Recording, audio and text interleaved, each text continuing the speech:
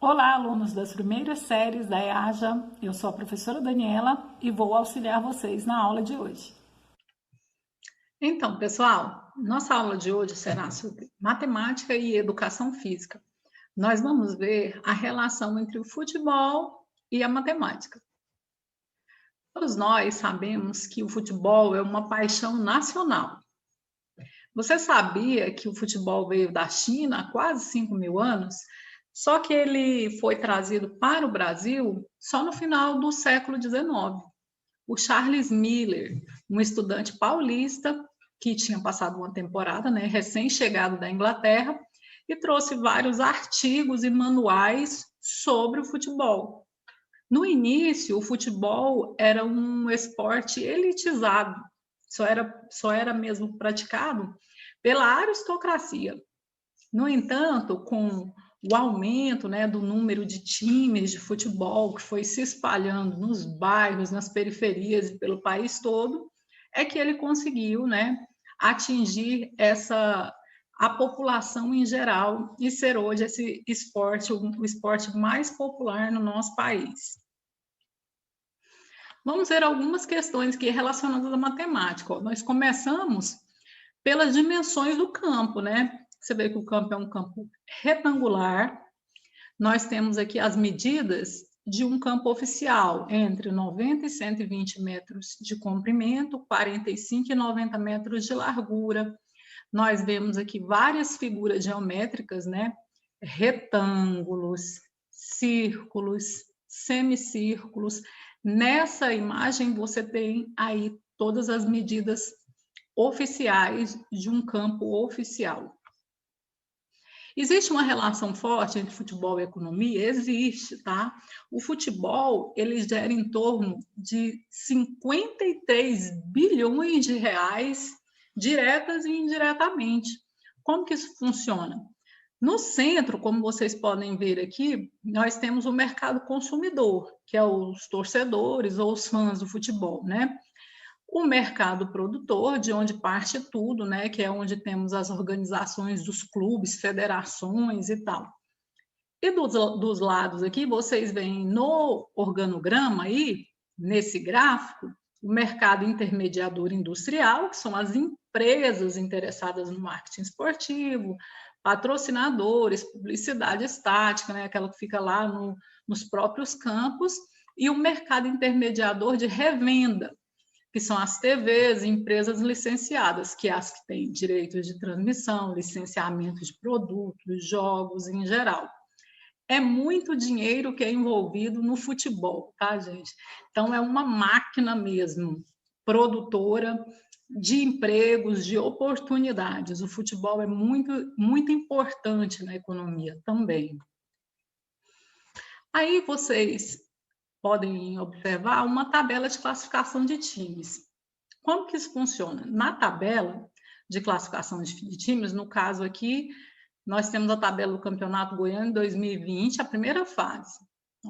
Nós temos os pontos ganhos por cada time, o número de jogos, as vitórias, os empates e derrotas, os gols pró, que foram os gols que eles fizeram, cada time fez, os gols contra, os que eles levaram, e o saldo de gols. Esses pontos variam de acordo com o tipo de regra que tem em cada campeonato. Nesse caso aqui, cada vitória corresponde a 3 pontos, cada empate 1 ponto e derrota 0 pontos. No caso do Atlético Goianiense, ele tinha 26 pontos. Por quê? Ele venceu 8 vezes, 3 vitórias, 24 pontos, mais 2 empates, 1 ponto cada empate, mais 2 pontos, 24 mais 2, 26. E as derrotas não valem nota, então é 0, o número de pontos que ele teve foi 26. Esse saldo de gols, gente, é sempre a quantidade de gols pró menos a quantidade de gols contra. Depois você pode analisar com mais calma cada um desses clubes aí, o que aconteceu com eles em 2020 na primeira fase. Leia com atenção o texto que eu coloquei aí durante toda a aula. Nós vamos focar agora nas atividades. O que você precisa fazer aí? Vamos ver a primeira atividade? Na primeira fase do Campeonato Brasileiro da Série D, cada equipe disputa 6 partidas, 6 jogos. Vitória vale 3 pontos, empate vale 1 ponto, derrota 0 pontos. Vamos ver a situação. Uma equipe obteve 3 vitórias, sofreu 1 derrota nesses 6 jogos. Portanto, qual será o máximo de pontos alcançados por ela? Vamos imaginar aí o que acontece com essa equipe. Raciocinando, analise a situação problema. Nós temos um total de partidas que são 6. A gente busca lá no texto, né?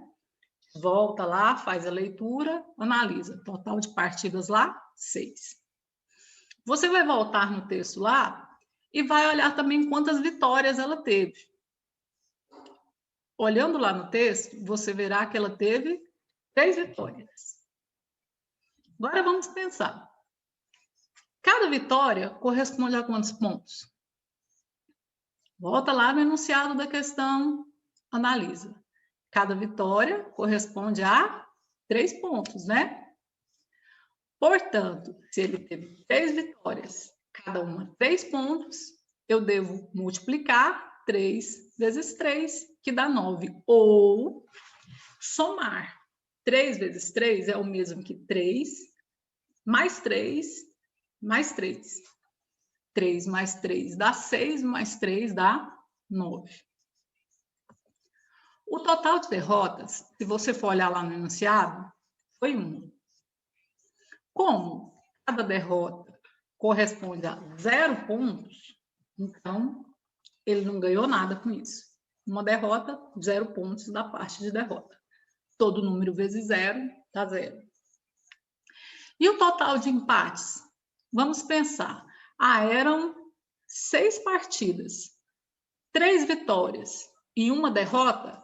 Quer dizer que sobrou quanto para os empates? 2, né? Porque se são 6 partidas, 3 vitórias, 1 derrota, dá 4. Das 6 eu tiro 4, 2 empates. Como cada empate vale 1 pontinho só, então eu tenho 2 pontos dos empates. Qual vai ser o total de pontos, então?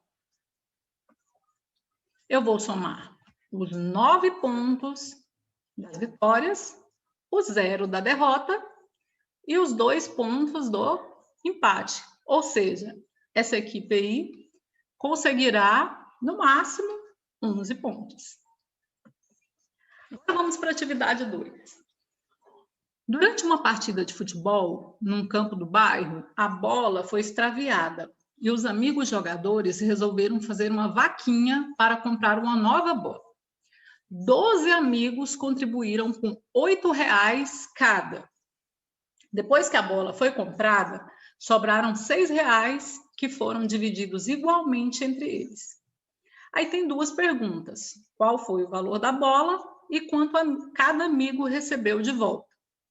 Vamos analisar? 12 amigos contribuíram com R$8.